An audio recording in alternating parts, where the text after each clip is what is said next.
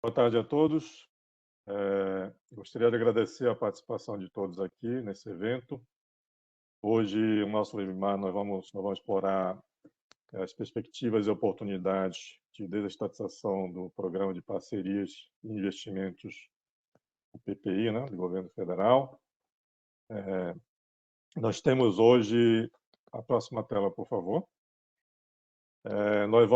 Temos hoje como convidado especial, né, a secretária especial do PPI, Marta Ceyler. Muito obrigado, Marta, por aceitar o nosso convite e seu tempo aqui para falar conosco hoje.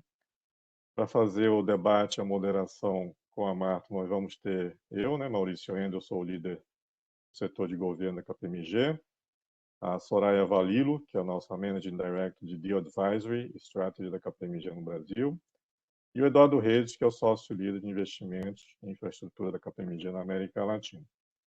A próxima tela, por favor. Então, somente antes de passar a palavra para a Marta, só apresentar a Marta, né? Todos conhecem a Marta, mas lembrar um pouco da formação dela e da atuação, né?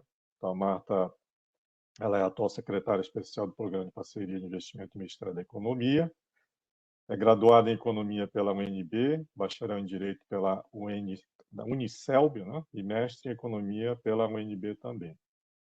Marta é especialista em políticas públicas e gestão governamental, com formação pela ENAP. Anteriormente atuou como diretora do Departamento de Regulação e Concorrência da Aviação Civil, na SAC. Foi chefe de assessoria especial da Casa Civil, na Presidência da República. E também foi a primeira mulher a ocupar o cargo de presidente CEO da Infraero em 2019. Com isso, eu gostaria de passar então a palavra para a Marta, por favor, para iniciar o nosso debate com uma apresentação. Na sequência, faremos perguntas, né? E desde já convido os participantes a colocarem as suas perguntas no chat. Marta, por favor. Boa tarde, Maurício. Obrigada. Quero agradecer aqui a KPMG pelo convite e pela oportunidade aqui desse evento. Cumprimentar também a Soraya e o Eduardo, que estão conosco, e todos que nos assistem. Eu trouxe aqui uma apresentação, alguns slides sobre o Programa de Parceria de Investimentos, os projetos que a gente acompanha. Pode passar e explicar um pouco para quem ainda não conhece como funciona esse Programa de Parceria de Investimentos, que é um grande hub do governo federal para atração de investimentos privados, tanto para concessões de infraestrutura quanto para privatizações de empresas. Então, a gente atua muito proximamente aos ministérios e às agências reguladoras aqui do governo federal, qualificando na carteira do PPI projetos para serem objeto de estudos, a consulta pública, avaliação de Tribunal de Contas, muito diálogo, roadshow, para depois, efetivamente, nós levarmos esses projetos a leilão. Então, trabalho de coordenação é importante dentro do governo, é uma oportunidade também de ter um só lugar dentro do governo, onde o investidor tem acesso a todo o portfólio de projetos que está sendo estruturado, uma oportunidade para levar melhores práticas de um setor para o outro, entender as melhores práticas regulatórias também, de certa maneira, ter uma agenda propositiva para as agências, para os ministérios e também para o Congresso Nacional, o que explica boa parte também do nosso acompanhamento legislativo de pautas importantes em prol da atração de investimentos privados para o Brasil no Congresso, com projetos de lei que eu vou mencionar aqui um pouquinho também. Então, essa interlocução que visa uma melhor governança, uma melhor coordenação, mais transparência, porque com o PPI a gente consegue dar muita visibilidade também aos avanços desses projetos, e um diálogo muito importante com o Tribunal de Contas para a gente estar sendo sempre muito diligente em relação à observância da legislação brasileira para a estruturação desses projetos e com uma precificação adequada e com o apoio, então, das equipes técnicas aí também do TCU que acompanham cada um desses projetos. Pode passar.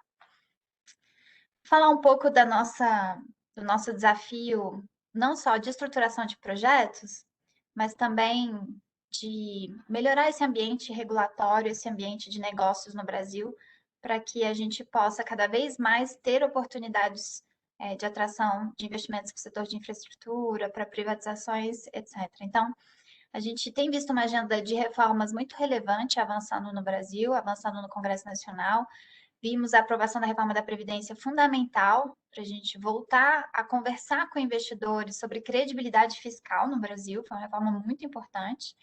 Infelizmente, logo depois dela, a gente aprovou essa reforma em 2019, a gente começa a enfrentar uma crise de saúde sem precedente, que teve vários impactos na nossa economia e também no planejamento da infraestrutura, e também no nosso fiscal.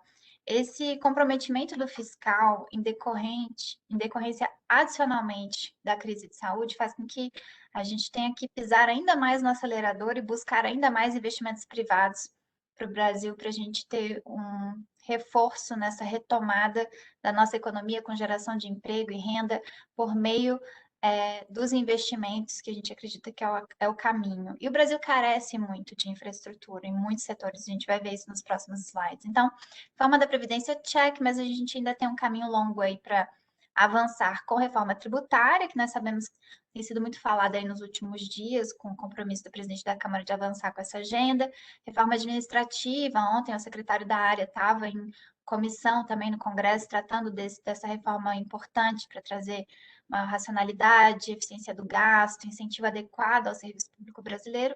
E o que eu chamo de reforma da infraestrutura, que eu dei um check ali em cor amarela, porque algumas já foram aprovadas de fato, como são reformas setoriais, né? A reforma do saneamento básico, a reforma do novo mercado de gás, essas já foram aprovadas, e outros projetos importantes que a gente acompanha aqui no programa. Pode passar.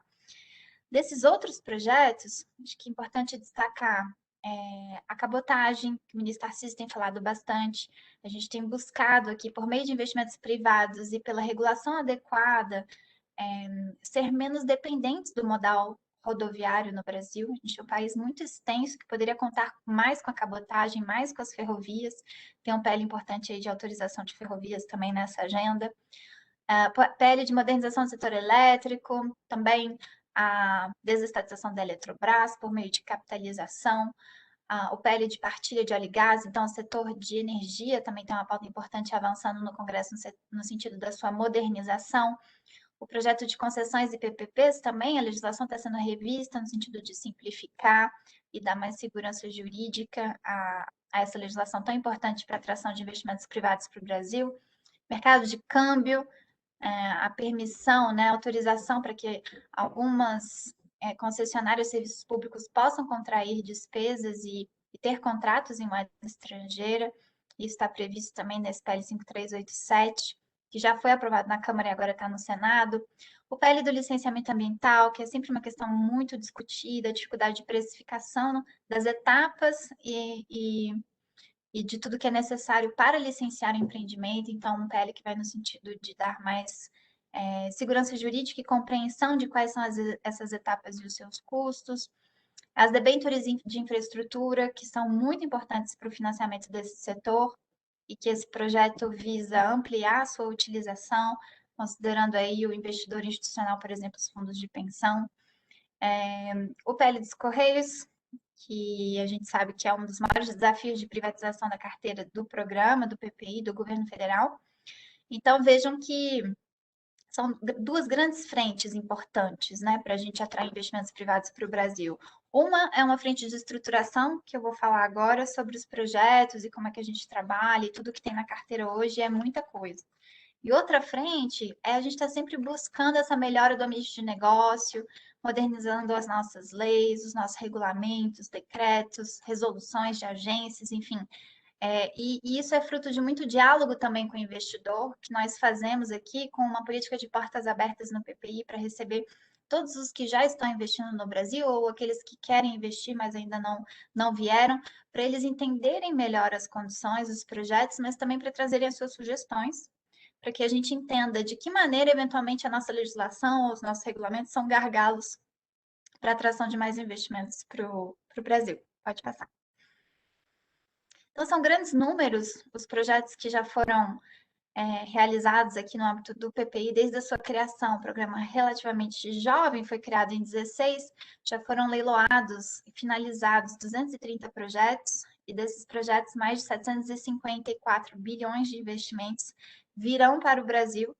em decorrência desses contratos assinados. Claro que muitos desses projetos são contratos de longo prazo, então não foram investidos já 754 bilhões de reais, mas eles agregam expectativa de investimento ao longo dos anos de contrato. Então, muitos desses investimentos já estão acontecendo e valores relevantes de outorga também, que são recursos pagos à União, muitas vezes em decorrência da disputa pelos leilões. Pode passar. E aí eu destaquei os resultados dos últimos 2 anos, 19 e 20. Foram 65 leilões realizados, atraindo 488 bilhões de reais de investimentos. Pode passar. Nós tivemos em 20 um ano relativamente difícil, quando comparado aos anos anteriores. Então, eu trouxe aqui o destaque de alguns leilões que foram realizados em 19, 20 e 21, para vocês entenderem melhor que tipos de ativo nós estamos estruturando para concessão e para privatização. Então, o ano de 19 foi muito focado em infraestrutura de transporte e energia, com leilões importantes de aeroportos, foram 12 aeroportos, 13 arrendamentos portuários, uma ferrovia importante que foi esse tramo central da Norte-Sul, vencida pela Rumo, leilões de geração de energia, de transmissão, de mineração e leilões de óleo e gás muito importantes. Os volumes de óleo e gás são enormes, né, para geração de investimentos. Pode passar. E aí, em 2020, vocês vão ver que a gente já sente o impacto dessa crise com uma redução da quantidade de ativos leiloados, mas uma diversificação de carteira que é fruto de um planejamento anterior.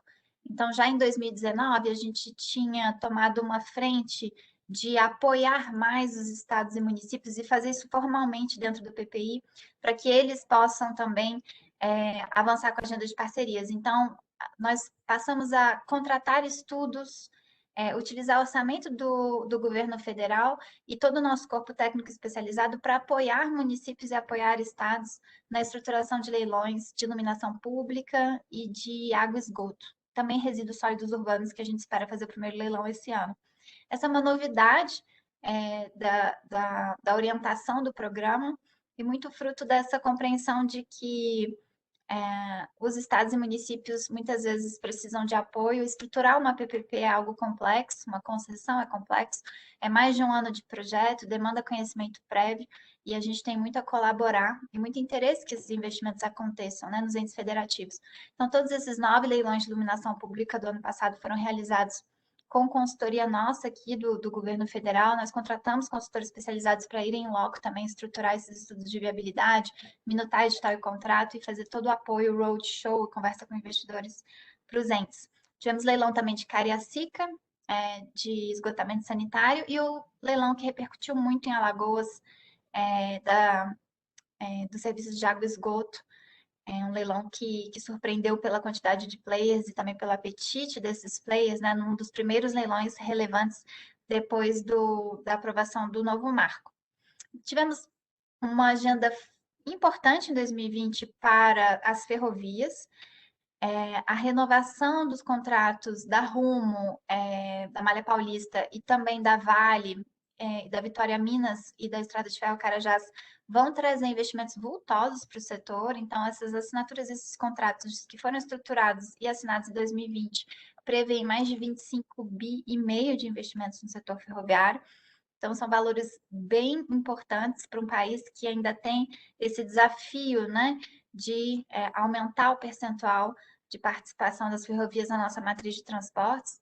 Temos também o leilão da BR-101, 6 arrendamentos portuários, o segundo ciclo da oferta permanente de óleo e gás, e leilão também de direitos minerários da Agência Nacional de Mineração. Outra novidade nessa carteira é um leilão de parque. Foi o nosso primeiro realizado no final do ano passado, dia 15 de dezembro, a Paradas da Serra e Serra Geral, junto com o time do Ministério do Meio Ambiente e CMBio. Um aprendizado, não é o primeiro parque concedido no Brasil, mas foi o primeiro no âmbito da carteira do PPI e mostrando essa tendência de diversificação na nossa carteira, buscando cada vez mais usar as parcerias para atrair investimentos, e aqui também com aspecto turístico importante, com aspecto de proteção do meio ambiente, que a gente tem visto cada vez mais também essa preocupação com os projetos sustentáveis na carteira do programa. Então, por isso também a gente abraçou essa agenda de parques e também concessões florestais. Pode passar.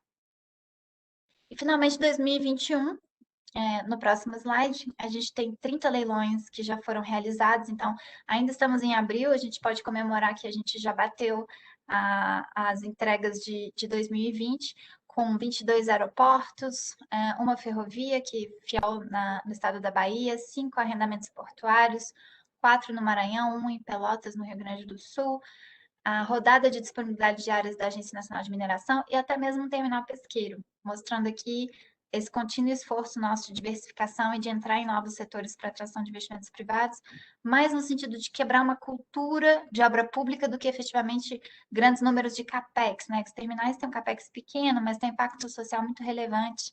A gente tem visto no Brasil perdas enormes, desperdício de pescado, porque quando ele é desembarcado, ele não encontra infraestrutura adequada para ser processado e comercializado. Então, a gente tem um desperdício muito grande, isso acaba tendo impacto no meio ambiente também pela forma como esse pescado é descartado.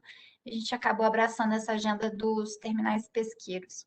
Então, só esse ano, 12,3 bi, vocês vão ver que no final dessa semana, aliás, amanhã, a gente já vai estar na B3, com o ministro Tarcísio leiloando outra rodovia, que é a BR-153, Goiás-Tocantins.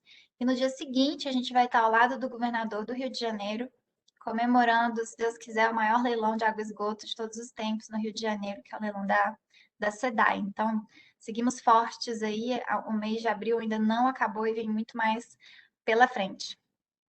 Pode passar. Uma das perguntas que tem feito muito para a gente é como é que essa pandemia afetou o trabalho de vocês?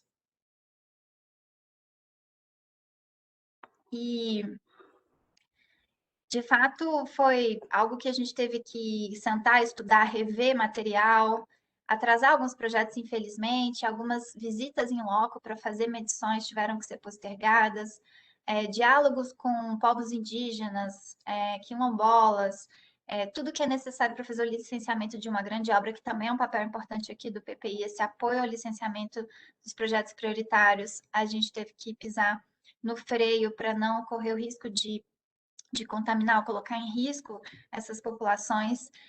Tivemos que sentar para entender de fato o impacto dessa crise, sendo que ela ainda não acabou. Então, entender o impacto de algo que ainda segue causando impacto, né? Foi bastante desafiador, mas rapidamente a gente entendeu que os impactos eram diversificados em função dos setores e que a gente tinha que estudar isso dialogando com os investidores que já estão no Brasil, e setores deveriam ter um tratamento diferente, né? Então, setores como aeroportos, por exemplo, muito afetados com a crise de saúde, a demanda caiu drasticamente de pessoas, não de cargas. De cargas a gente viu até uma elevação a demanda nos aeroportos, mas essencialmente nossos aeroportos dependem dessa movimentação de passageiros, né? Então foi uma queda relevante. Mesmo assim, a gente seguiu em frente com a estruturação de concessões de aeroportos e realizamos leilões aí, como vocês viram, 22 aeroportos foram leiloados na semana retrasada. Então, apesar de todo o desafio, a gente se comprometeu a seguir firmes com os projetos, porque são projetos de longo prazo e essa é uma crise de curto prazo. Então, nós tivemos que rever alguns ciclos de investimento, diminuir, achatar um pouco a curva de demanda no início do contrato, mas ao final de 30 anos, normalmente a gente recupera aquilo que a gente estava projetando antes da crise em termos de movimentação nesses aeroportos, em todos esses ativos.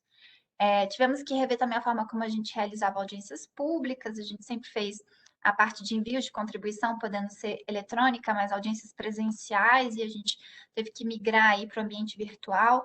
Hoje a gente já tem feito audiências híbridas, a gente se disponibiliza a estar num determinado local para aqueles que quiserem vir presencialmente, e também no ambiente virtual para aqueles que têm que ficar em casa ou não podem se deslocar. Enfim, muitos ajustes aí de trajetória, mas acho que a gente pode comemorar que, apesar de tanta novidade, tanto desafio, um momento tão difícil, a gente conseguiu postergar pouco esses leilões, né? Postergar em alguns meses, 3 meses, 4 meses, mas não além disso. E para as concessões vigentes também é um desafio enorme de diálogo com as nossas agências para que esses contratos fossem reequilibrados, todos aqueles que previam, né, na matriz de risco, caso fortuito, força maior, como risco do poder concedente, isso foi considerado, os contratos foram reequilibrados, e a gente acompanhou isso de perto, porque cuidar do investidor que já está aqui facilita muito o trabalho de atração de futuros investimentos. Então, foi um trabalho a quatro mãos do governo federal, Ministério da Economia, PPI, com cada um dos ministérios envolvidos com essa agenda de revisões contratuais, de reequilíbrios, para que a gente pudesse demonstrar toda a nossa preocupação e o nosso cuidado. Os serviços não podiam ser paralisados, tinham que se manter seguros, eficientes, com qualidade. Por isso a gente dedicou boa parte da nossa agenda para esse, digamos, essa atenção às concessões vigentes no país. E aí várias medidas foram tomadas, algumas medidas provisórias foram encaminhadas ao Congresso, setores específicos, teve MP de portos, teve MP do setor elétrico, MP de aeroportos, enfim, demonstrando também esse esforço, medidas regulatórias no infralegal, para evitar essa inadimplência e resguardar o fluxo de caixa do concessionário para ele conseguir manter todas essas atividades de pé. A gente viu diferimentos de tributos, de taxas, programa emergencial de manutenção do emprego, hoje mesmo saiu uma nova medida provisória do novo programa, standstill dos financiamentos, então foram várias medidas tomadas pelo governo federal, não só para lidar com os contratos vigentes, mas entendendo que a estruturação de contratos futuros dependia também que os contratos atuais se saíssem bem, apesar de todas as incertezas aí dessa crise. Pode passar. Essa é a nossa carteira atual de projetos. Vejam que tem muita coisa sendo estruturada. Ontem a gente teve uma reunião com o Conselho de Ministros, presidido pelo ministro Guedes. São 7 ministros que decidem cada um dos ativos que vão entrar na nossa carteira e como eles vão ser desestatizados, dando diretrizes para a gente seguir em frente com um trabalho mais técnico. Ontem o presidente Bolsonaro também esteve presente na reunião e nós qualificamos mais ativos, principalmente na área de transportes. A FIOL 2 e 3 foi qualificada ontem, na verdade, recomendada, né? Depois, tudo isso ainda tem uma formalização de documentos que têm que ser publicados, notas e pareceres, até chegar ao decreto do presidente da República, que formaliza a qualificação no programa. Mas incluímos ferrovias, terminais portuários, aprovamos as condições para a desestatização da nova Dutra, enfim, projetos importantes do ministro Tarcísio. Nossa primeira concessão de canal portuário foi sugerida ontem para ser incluída na carteira em Paranaguá, que é um avanço. Ativos da Conab, uma novidade também para a gente estruturar, apoiar o Ministério da Agricultura para se desfazer de muitos ativos que eles não usam e que eventualmente podem ter um valor importante para o agronegócio em termos de infraestrutura e também concessões e parcerias que a gente vai estudar junto com a Conab, ativos culturais, enfim, avanços no processo da Ceasa Minas, foi uma reunião bastante rica, e a gente segue aí com esse fluxo de projetos em estruturação. O PPI é um grande fluxo de projetos, tem projetos entrando e saindo, à medida que a gente vai finalizando, leiloando, a gente vai entrando com novos projetos, porque o Brasil tem esse desafio enorme de atração de investimentos em praticamente todos os setores para melhorar sua infraestrutura e sua competitividade. Vejam que essa carteira não é mais hoje tão focada em transporte e energia, muito rica em transporte e energia. Se vocês olharem para cada um desses componentes, tem muito projeto, 22 projetos em rodovias, 26 em aeroportos, 9 em ferrovias, enfim, tem muita coisa acontecendo, mas tem também essa diversificação. A gente começa a ver empreendimentos turísticos entrando na carteira, leilão do 5G, que é fundamental, telecomunicações, direitos minerários, florestas, parques, esse apoio todo aos subnacionais com PPPs de creches, de hospitais, de presídios e concessões de saneamento básico, tem dado uma bela diversificada aí na carteira de projetos que a gente tem no programa. Pode passar. Eu falo muito e eu quero abrir para perguntas, então eu vou começar a passar um pouco mais rápido esses slides, eu vou deixar eles à disposição dos senhores também para eventual consulta posterior, mostrando mais rápido o que a gente tem de destaque aqui de projetos relevantes. Fizemos a 6ª rodada de aeroportos, agora já estamos estruturando a 7ª. A 7ª deve acontecer no ano que vem, e a gente tem umas joias da coroa aí que são interessantes, como o aeroporto de Congonhas, São Paulo, Santos Dumont, no Rio de Janeiro, e outros aeroportos importantes espalhados aí em 3 diferentes blocos que vão a leilão no ano que vem. A gente tem também 2 aeroportos que estão em relicitação, que é Natal, São Gonçalo do Amarante, que está em processo de devolução amigável, e Campinas também. Natal a gente espera leiloar ainda esse ano, Campinas provavelmente seja um leilão em 2022. Pode passar. No setor de ferrovias, vejam que a gente tem aí essa recente inclusão, já coloquei no slide da FIOL 2 e 3, então a gente leiloou a FIOL 1, que vai de Caetité até Ilhéus ali, do interior da Bahia até o Porto de Ilhéus, e a gente tem o desenvolvimento do Porto Sul também, que está acontecendo pelo investidor que adquiriu a FIOL 1. Então, uma intermodalidade importante ali, em que você vai ter o porto conectado com a ferrovia, conectado com a mina, que exporta minério e que também vai poder ajudar o interior da Bahia a escoar a sua produção agrícola. Então, a gente está bem confiante nesse projeto. Já vamos começar a estruturar a FIOL 2 e FIOL 3, permitindo a ligação da FIOL à Ferrovia Norte-Sul e depois a FICO, que é essa Ferrovia de Integração Centro-Oeste, que é uma contrapartida da renovação das ferrovias da Vale, que está sendo desenvolvida entre Goiás e Mato Grosso. Com isso, a gente vai conseguir ter uma bela ferrovia linkando o oeste ao este brasileiro. Além disso, a gente segue com importantes renovações, a gente está a NTT avançando com os estudos, a audiência da FCA, temos a renovação da Rumo Malha Sul, temos a relicitação da Malha Oeste, que está sendo estruturada com apoio da CAF, temos a Ferroeste com o governo do Paraná também, que está com estudos adiantados, e a Ferrogrão, que tem sido tão falada nos últimos dias, um projeto fundamental, Greenfield, para um país que carece tanto de ferrovia e que vai permitir conectar o Mato Grosso, o setor produtivo ali, ao porto de Miritituba, no Pará, para escoar esses grãos, sem ter que descer ali o país inteiro até o Porto de Santos, como tem sido feito hoje em boa medida. Então, diminuindo o custo logístico, diminuindo o custo do frete, despoluindo o meio ambiente, porque a gente sabe que a alternativa a ferrogrão seria duplicar a 163 e o transporte rodoviário, quando comparado ao ferroviário, polui mais, mata mais, impacta mais negativamente o meio ambiente. Por isso a gente defende com tanto fervor esse projeto da Ferrogrão. Pode passar. Setor de rodovias também, a gente tem uma carteira imensa, eu coloquei ali em verdinho destacado o leilão de amanhã, que é 153. A gente já sabe que tivemos 2 propostas entregues na Bolsa, a gente vai ver com quanto de apetite eles vieram por essa concessão, investimentos vultosos que superam aí 7 bilhões de reais só de CAPEX, mais o OPEX de manutenção deve dar uns 14 bilhões de reais. Se vocês compararem isso com o orçamento do Ministério da Infraestrutura agora para 2021, é o dobro do orçamento que o ministro Tarcísio vai ter para fazer investimento em todos os modais, obras públicas, né? Então, definitivamente, o orçamento brasileiro não tem acompanhado a nossa necessidade de investimento e a gente precisa cada vez mais investir em concessão, acreditar em parceria para conseguir suprir o déficit de infraestrutura que a gente tem em tantos setores e melhorar nossa competitividade por meio da logística, porque o país já tem todas as condições para ser um país exportador de tantas coisas, e o que nos falta muitas vezes é a infraestrutura para tornar essa exportação mais competitiva.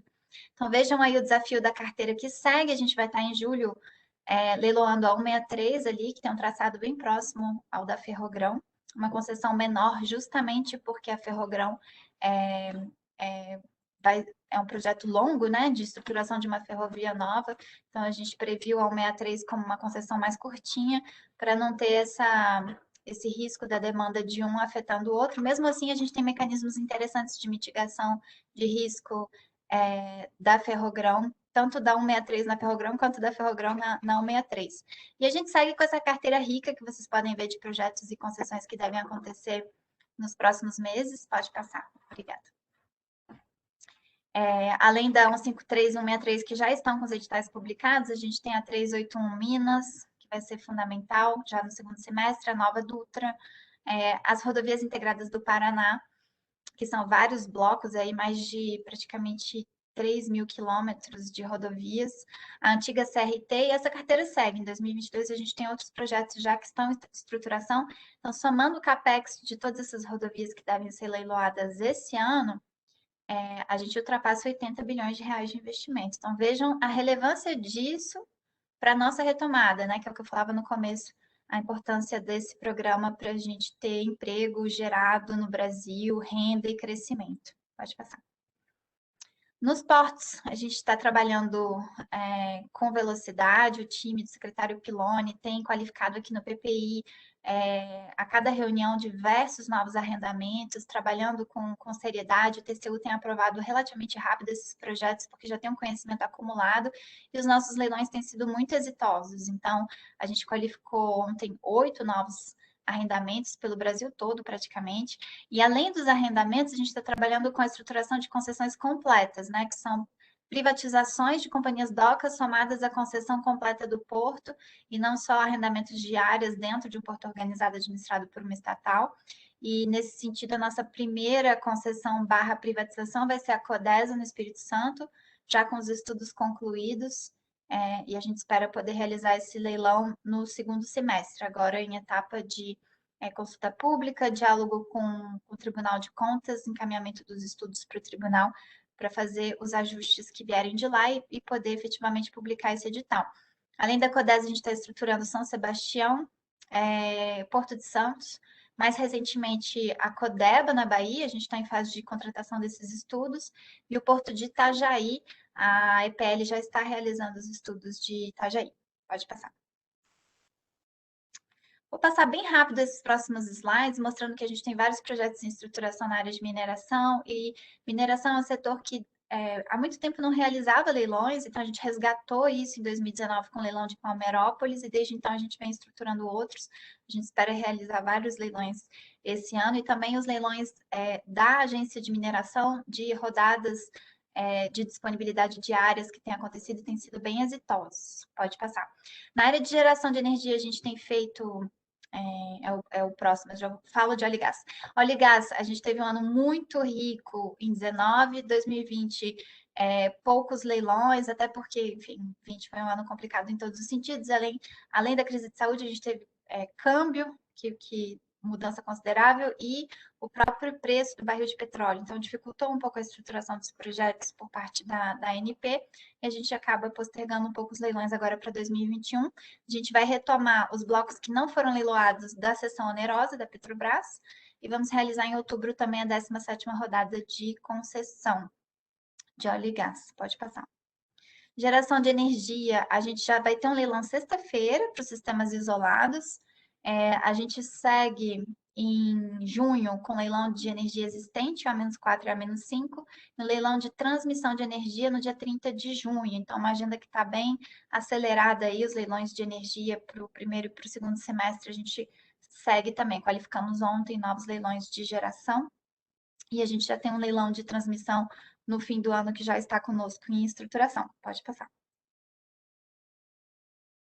Leilão no 5G vai atrair grandes investimentos para o Brasil, não só nessa mudança enorme de tecnologia que a gente espera que cause o leilão do 5G, mas também levando a internet para várias regiões do Brasil que ainda não têm, ou que têm sinal muito fraco, que ainda não acessam sequer o 4G.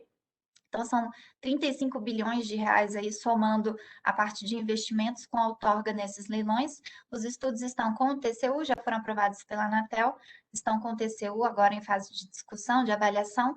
Assim que tiver o ok do TCU, as recomendações do TCU vão ser aceitas, acatadas, né, pela agência que faz as alterações necessárias no edital. Expectativa de publicação desse edital já em julho, se tudo der certo, para a gente poder realizar o leilão. Perdão, até antes, no cronograma do Ministério das Comunicações, o leilão seria em julho. Então, vamos ver aí, vai depender do timing dessa aprovação pelo Tribunal de Contas da União, mas um leilão muito importante também que está no nosso radar. Pode passar. As desestatizações, são muitas as empresas que estão em processo de estudos, as pessoas às vezes questionam, a agenda de privatizações não anda. Diferente de infraestrutura, que os governos passados já vinham avançando numa agenda de leilões de energia, em alguma medida leilão de transporte, em 2019 a gente só tinha a Ceasa Minas qualificada no PND para privatização, então não tinha histórico de empresas para nós avançarmos com os projetos. Né? A Eletrobras tinha um projeto de lei que foi encaminhado no governo Temer, nunca foi votado, já tinha um histórico de discussões importantes, que a gente com certeza aproveitou agora no encaminhamento do PL, que foi feito no começo desse governo, e agora já a segunda tentativa com a medida provisória da Eletrobras. mas nós não tínhamos um histórico de estruturação. E isso explica muito do porquê desse tempo, porque nós tivemos que selecionar as empresas, começar a contratar consultoria especializada, sentar na mesa para estudar cada uma delas, e processos de privatização demandam tempo de estruturação, de valuation, de compreensão das empresas, dos serviços públicos que elas prestam e também do legado disso, ou seja, essa é uma empresa que pode ser liquidada, é uma empresa que pode sair do mercado, é uma política pública que não precisa mais ser ofertada, ou a gente pode deslocar essa política, ou o privado, depois o investidor pode prestar essa política com um contrato com o governo. Então, cada empresa dessas tem um modus operandi, vamos dizer assim. Não é como um aeroporto que você estrutura um, aprende, melhora, vai para o segundo, aprende, melhora. Aqui, a forma como a gente estrutura uma privatização de Transurb é diferente de Serpro e Dataprev, é diferente de uma empresa de comunicação, é diferente de um porto, é tudo muito diferente. A capitalização da Eletrobras é completamente diferente da privatização dos Correios, que a gente precisa garantir a universalização dos serviços, a gente não pode simplesmente não ter mais cidades atendidas pelos Correios, então é uma venda, mas também tem um contrato que tem que ser assinado, com a obrigação de fazer. Enfim, tem muita complexidade, mas tem muita vontade e compromisso para que isso aconteça, e todas essas empresas estão em estruturação. Pode passar. O cronograma desse slide mostra o que está mais adiantado. Então, a Ceitec, por exemplo, a gente já finalizou os estudos, é uma empresa de semicondutores no sul do país, já chegamos à conclusão que ela poderia ser liquidada, nós não precisaríamos ter um braço estatal produzindo semicondutores no Brasil, não fazia sentido. Além do mais, muito caro essa atuação, né? O Tesouro Nacional todo ano aportando 80 milhões de reais na Ceitec, para ela vender a mercado 5 milhões de reais, que era a receita bruta dela. Então, optamos pela liquidação, ela já está em curso, o plano de liquidação deve ser aprovado agora nesse primeiro quadrimestre de 21.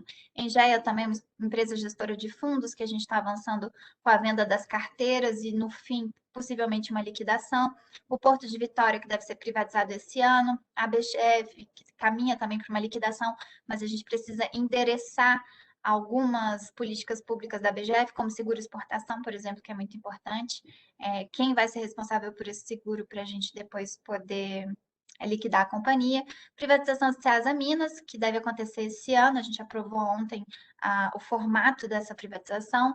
CBTU Minas e Transurb também estão adiantados para que a gente consiga avançar ainda em 21. Eletrobras, com a aprovação da MP, a gente consegue realizar a capitalização, publicar os documentos em 21, talvez a capitalização mesmo no comecinho de 22.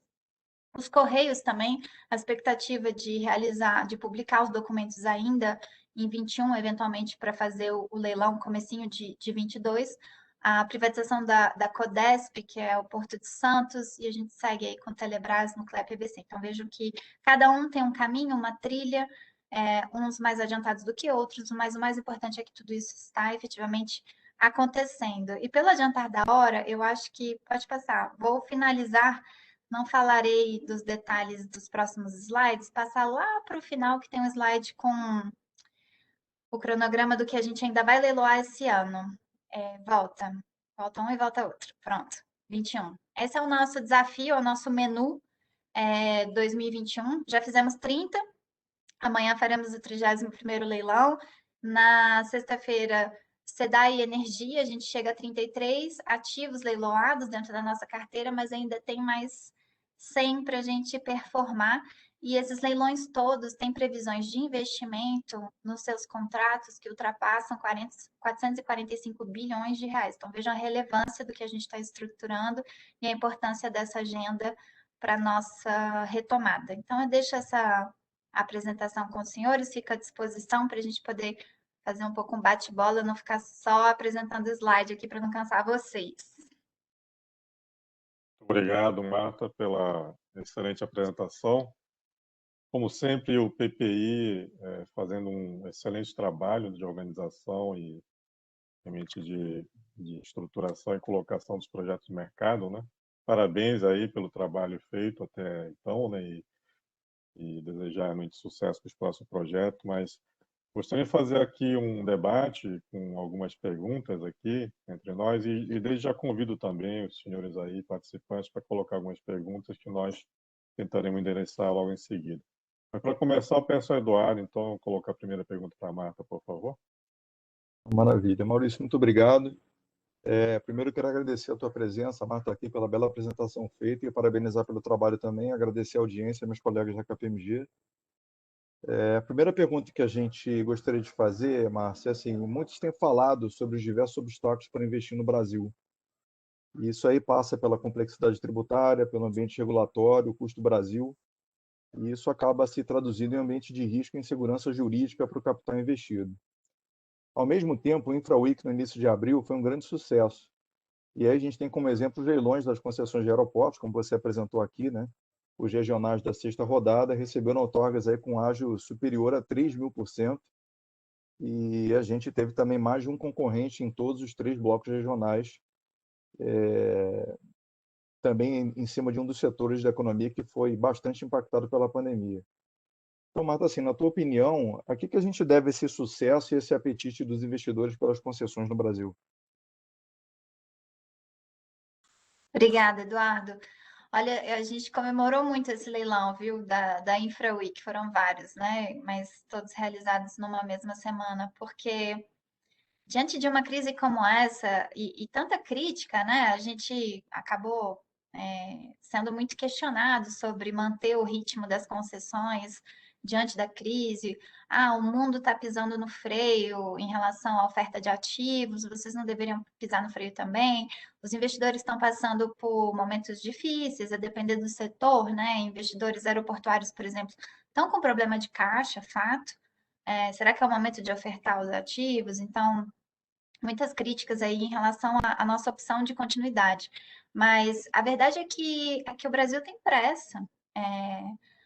E essa oportunidade de ver os outros países pisando no freio fez com que também nós fôssemos o único país a ofertar grandes leilões de infraestrutura naquele momento, né? Possivelmente em 2020 a gente está com uma carteira riquíssima de ativos, e a gente não tem visto no mundo grandes projetos sendo ofertados agora. Então, isso joga uma luz sobre o Brasil também, porque tem muita liquidez, segue tendo muita liquidez no mundo, os juros seguem baixos no Brasil e no mundo, os investidores estão buscando ativos com taxas de retorno interessantes, e o Brasil tem as suas características notáveis, independente do momento político, da crise de saúde, independente de qualquer coisa, nós somos o quinto maior território do mundo, com o oitavo maior mercado consumidor do mundo, não coincidentemente também o oitavo maior destino de investimento direto estrangeiro.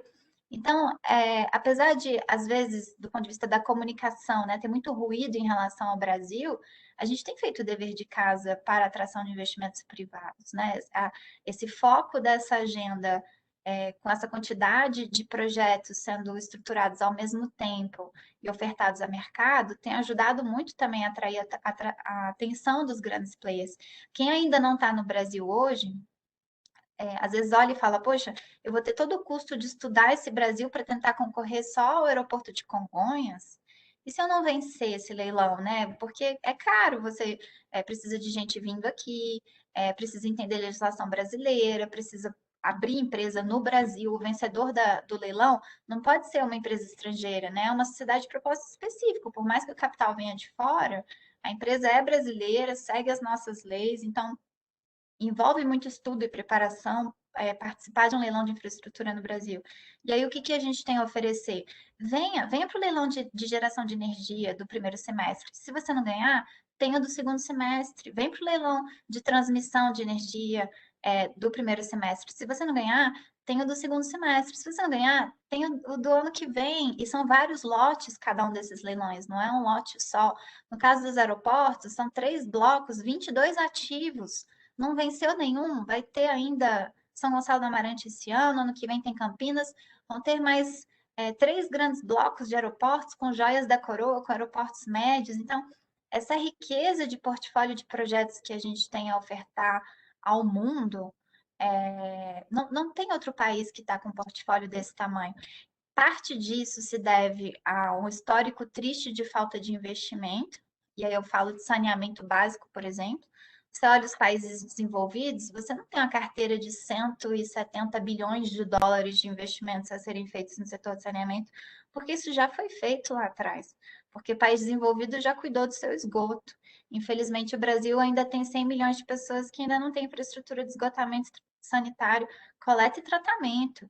Então, esse descaso da nossa infraestrutura para trás, ele pode ser um motivo de tristeza ou ele pode ser transformado numa grande oportunidade. O portfólio é muito grande, com isso a gente consegue trazer grandes fundos. A gente vai ter o leilão da SEDAI na sexta-feira, já vimos que 4 grupos vieram. Eu estava até na expectativa de que mais grupos viessem, pelo menos uns 6, e aí eu entendi que eles se consorciaram, na verdade, para vir com mais força, porque o CAPEX é muito relevante, né? 30 bilhões de reais só de CAPEX, ainda tem o OPEX, então é um contrato muito desafiador. Então, alguns grupos se uniram para poder participar, para ter bala na agulha, para fazer os investimentos, no momento ainda de crise de saúde. Então, acho que o Brasil tem um potencial enorme para atração de investimentos privados. A nosso favor ainda, para trazer investidor de fora hoje, o câmbio, ainda agrega esse plus, né, que de certa forma o câmbio favorece, e essa continuidade. E eu acrescentaria também esse olhar cuidadoso que o governo brasileiro teve com os investidores durante a crise de saúde. Nenhum setor deixou de ser recebido e minimamente atendido diante das suas especificidades, e da forma como a crise afetou o seu fluxo de caixa. Isso faz com que os investidores sigam vindo para o Brasil. Muitos, e isso é algo que precisa ser relatado, que operam aeroportos, por exemplo, no mundo todo, disseram que a velocidade e as respostas do Brasil não foram vistas em outro lugar do mundo. Então, nós respondemos mais rápido, nós atendemos mais rápido a necessidade de reequilíbrio desses contratos, e outros países ainda estão discutindo o reequilíbrio e sequer reconhecem que era risco do poder concedente, né? Querem atribuir o risco da pandemia à concessionária. Então, tudo isso ajuda a melhorar esse ambiente de percepção do Brasil, tanto no Brasil, para os investidores que estão aqui, quanto para os investidores lá fora, virem e participarem dos próximos leilões. Maravilha. Marta, obrigado. Eu vou passar a palavra agora para a minha colega Soraya Valido. Oi, boa tarde a todos. Boa tarde, Marta. Obrigada pela sua apresentação. Eu queria, em seu nome, cumprimentar toda a equipe que eu tenho certeza que está junto com você aí, que deve ser uma equipe grande para conseguir colocar todo esse portfólio em andamento. E a gente tentando enxergar o copo meio cheio, né? Como eu já escutei até de estrangeiro comentando que, poxa, tem tanta coisa para fazer no Brasil, e a gente olha assim, que horror que a gente está tão atrasado, mas olhando o copo meio cheio, temos diversas oportunidades para investidores e oportunidades para melhorar o país, né? E que bom que a gente tem essa carteira e essa previsibilidade que ajuda tanto. Mas eu queria tocar num ponto, na verdade tinha 2 aspectos que eu queria que você pudesse comentar com a gente. Um diz respeito, você já comentou um pouco na sua apresentação, mas eu queria ver se você explora um pouquinho mais a dificuldade realmente de estruturar projetos nesse momento, tão particular, né, que você não tem como comparar esse momento com qualquer outro, né, estruturar isso do ponto de vista de demanda e do ponto de vista de câmbio também, que são 2 riscos que costumam impactar muitos projetos, né? Então, eu queria que você se pudesse dar um pouquinho mais de detalhe dos desafios deste estruturar nesse momento. É claro que os projetos são de longo prazo e a gente está falando num momento muito específico, mas a gente está dentro deste momento, então eu imagino que seja bem difícil você fazer isso. E depois eu queria que você colocasse só um pouquinho para a gente, se você puder, com relação à regulação dessas concessões, né? Tão importante quanto estruturar é depois poder, a parte de, depois de concedido, como é que esses contratos vão ser aprimorados e regulados. E essa questão regulatória, como que o PPI está trabalhando com essas agências reguladoras no sentido de melhorar o ambiente, aprimorar um pouco os contratos e melhorar esse ambiente regulatório? Se você puder, rapidinho, para a gente poder abrir depois para as pessoas. Obrigada e parabéns. Perfeito, Soraya. Sim, bom, eu mencionei, né, na apresentação a questão do impacto Covid, que infelizmente ainda continua impactando, né, a demanda por infraestrutura em alguns setores mais do que outros. Então, alguns setores a gente simplesmente seguiu em frente e não teve impacto nos estudos, como é o caso do setor portuário. Na verdade, a gente viu o crescimento de demanda pelos portos no ano passado, apesar da crise de saúde, a gente teve super safra, a gente teve a questão cambial favoreceu muito também exportações, então crescimento de exportações de vários outros produtos, e a gente viu os portos, na verdade, pressionarem ainda mais por investimentos, né, com a demanda maior do que nós já tínhamos projetado no passado. Então, diria que não foi um setor muito afetado. Rodovias foi, mas bem menos do que os aeroportos, foi muito afetado no começo da crise, depois houve uma recuperação. Os aeroportos certamente foram o setor mais afetado. Mesmo assim, a gente, quando olha para os números de Campinas, por exemplo, fica impressionado porque a carga cresceu bastante, a movimentação de carga, e aí teve uma compensação da falta de passageiros. Como precificar isso, né? Essa é a grande pergunta e a gente ninguém tem a resposta certa para essa pergunta, né? São exercícios de estimativas que nós fizemos, conversamos muito com o Tribunal de Contas, porque, de certa maneira, tínhamos que justificar porque a gente estava estimando demanda de forma diferente do que eles estão acostumados a ver, e como precificar, né, essa crise. Então, achatamos aí as curvas nos primeiros 2, 3 anos de contrato e depois fomos recuperando essa demanda ao longo dos anos.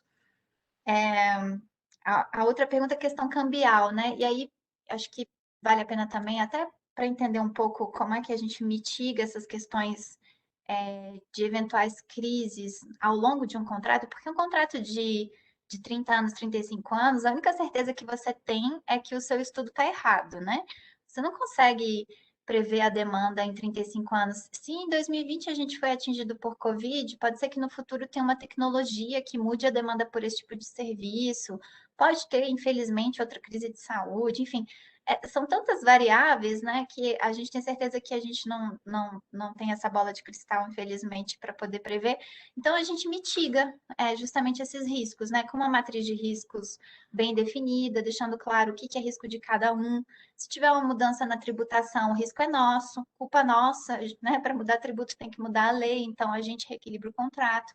Se tiver alguma alteração, por exemplo, que possa ser objeto de um seguro, um risco de acidente, por exemplo, ele é segurável? Se ele é segurável, então é obrigação da concessionária contratar esse seguro, e se tiver um acidente, fica no risco dela lidar com essa perda de demanda ou com as consequências desse acidente. Então, a gente vai colocando na matriz de risco o que é responsabilidade de cada um para ver quem é responsável depois por reequilibrar esse contrato nessas intercorrências.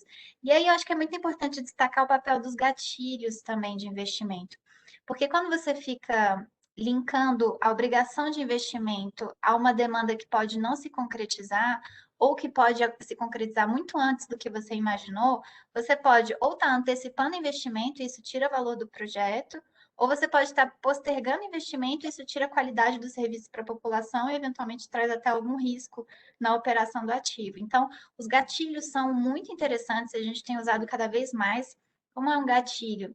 Quando a sua demanda pelo ativo atingir um patamar X, acende uma luz amarela e você tem que planejar a sua obra para você poder entregar esse investimento em X meses. Então, no nosso estudo de viabilidade, a gente prevê, por exemplo, que no 5º ano vai ter uma necessidade de uma nova pista de pouso e decolagem para o aeroporto. Mas se atingir esse gatilho de demanda de X movimentos de aeronave por ano, eventualmente essa demanda pode acontecer um ano antes, já vai ter que começar essa obra um ano antes. Ou pode ser que, por conta de uma crise de saúde como essa, você só tenha essa demanda de passageiros e aeronaves postergada em 3 anos. E aí você posterga o seu investimento também nessa pista de pouso e decolagem. Então, acho que os gatilhos são bons mecanismos. A gente tem adotado exigências de investimentos obrigatórios, independentes da demanda, mas nos casos em que a gente já identifica o gargalo da infraestrutura. Então, eu estou concedendo uma rodovia que já precisa ser duplicada imediatamente. Então, você já entra com a obrigação de fazer a duplicação.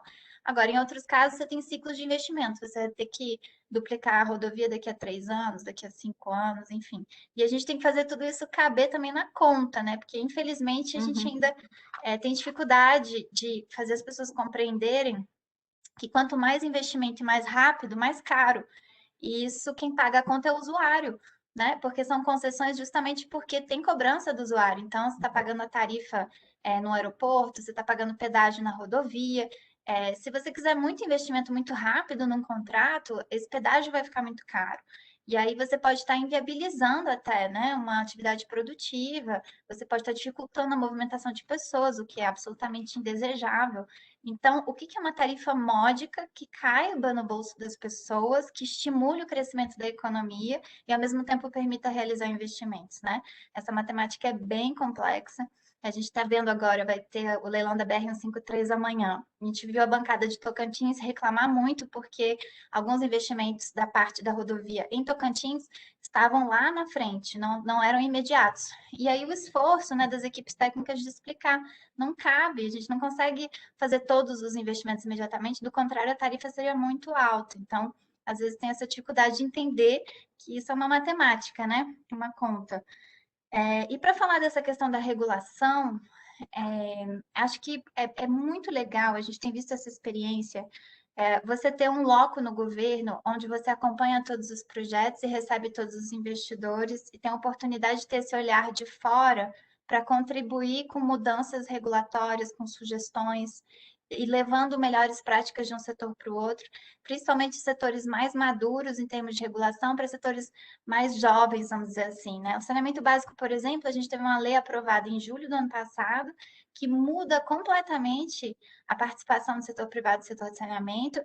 Agora a gente começa a ter novos leilões. Esses leilões vêm carregados de normas. Se você olhar o contrato, ele é muito denso, e ele é denso pela falta da regulação. Então, como você não tem um arcabouço normativo já bem maduro, você precisa carregar no contrato essa segurança jurídica para as partes participarem, né? Então, muito das regras tarifárias de reajuste, qualidade de serviço, de investimento, de fiscalização do contrato, tudo isso está previsto no próprio contrato, porque a gente ainda precisa desenvolver essa regulação do setor de saneamento, tanto no âmbito da ANA, que é a agência federal que agora assume essas competências para dar diretrizes regulatórias, quanto no âmbito das agências locais, que vão seguir tendo um papel muito importante na fiscalização desses contratos, na regulação de serviços de água e esgoto.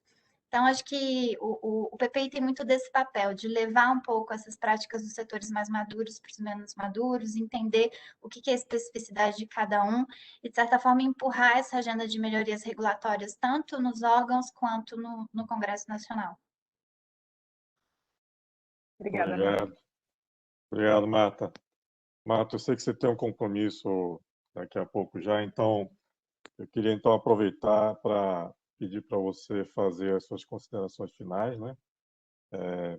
Eu acho que se a gente tem algumas perguntas a mais aqui, mas se a gente fosse conversar, a gente poderia passar o resto do dia aqui conversando, porque a carteira é muito ampla e são muitos projetos. Mas, por favor, suas considerações finais aí, por favor, em relação, né, ao desafio dos próximos meses aí e da carteira PPP, os próximos projetos, só para a gente se despedir aí dos participantes. Obrigada, Maurício. Fica aqui de novo meu agradecimento. Fiquem à vontade para compartilhar essa apresentação com todos que estiveram aí conosco. A gente tem buscado dar o máximo de transparência para esses projetos aqui no PPI, então o nosso site tem muita informação, a gente tem trabalhado numa newsletter mensal que resume o avanço de cada um dos projetos que estão aqui na carteira, mês a mês. Então, facilita a compreensão do que avançou, quais estudos foram concluídos, qual consulta pública foi aberta, finalizada, o que foi para o TCU, o que voltou do TCU. E vocês vão ver que é um fluxo bem intenso de projetos que estão se movimentando todos os dias. As nossas redes também carregadas de informação, para que todos possam nos procurar, nos buscar, e ter essa visão do todo desses projetos que estão avançando. E para aqueles que querem detalhes, o investidor que está estudando um projeto está em dúvida, ou ainda não está olhando o Brasil, mas está interessado, nos procure. Esse é o papel do PPI. A gente é um grande hub de infraestrutura, de privatizações, de investimentos privados para receber essas contribuições. A gente fica muito feliz sempre que vem também o setor produtivo aqui, os investidores que conhecem, com propostas já de mudanças legislativas, de melhora nos nossos arcabouços regulamentares, para que a gente possa entender também onde tem oportunidade de melhora na estruturação dos contratos, de um contrato para o outro, né? Acho que a gente, de certa maneira, acaba aprendendo e fazendo. Sempre que é uma novidade para a gente, tem um mundo de oportunidades para a gente aprender ao longo da estruturação e receber esse feedback. Olha, eu não participei desse leilão, queria participar, eu não participei porque vocês não endereçaram esse risco, me deixou desconfortável, para que a gente possa estudar e tentar melhorar sempre. Quanto mais competitivo um leilão, mais a gente comemora. Às vezes as pessoas ficam se apegando muito ao ágio, né? Ah, teve um ágio de 3.000%. Isso tudo é muito relativo, né? Se o valor mínimo é muito baixo, o ágio é gigantesco, né? Se o valor mínimo é R$1, imagina. E a gente tem leilões simbólicos, às vezes, com valor mínimo de R$1, porque o foco é na atração de investimento, né? Então, você tem uma obrigação de CAPEX muito elevada, o que diminui o valor de outorga. Mas para a gente, leilão concorrido é leilão exitoso. Claro que setores diferentes, né? No setor de ferrovias, por exemplo, a gente comemorou muito a FIOL, que teve um participante. Sabe que não vamos conseguir trazer 10 players para fazer ferrovia na Bahia quando a demanda está muito concentrada num tipo de investidor. Mas a gente tem atuado muito para dar visibilidade, ampliar a concorrência nesses leilões, para que cada vez mais brasileiros e mais estrangeiros participem e contribuam com esse nosso desafio de gerar empregos e crescimento aqui no Brasil.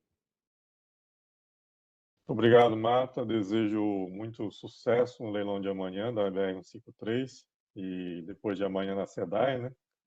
Para que a gente possa comemorar não só o Infra Week, mas o Infra Month, né? Pelos grandes projetos aí, sucesso. Muito obrigado, hein? Exatamente. Obrigada, Maurício. Obrigada a todos. Até a próxima. Obrigado, Marco. Até mais, Marta. Obrigada, Marta.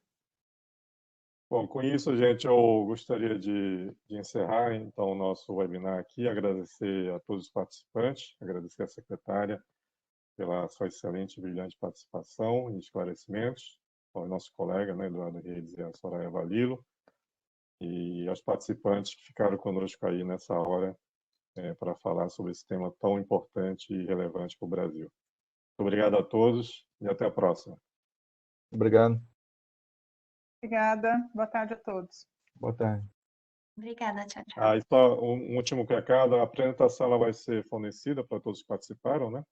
Nós vamos circular em breve aí, para que todos possam ter acesso à informação e olhar mais detalhes e, se necessário, entrar em contato com o PPI para maiores esclarecimentos. Obrigado. Até mais. Tchau.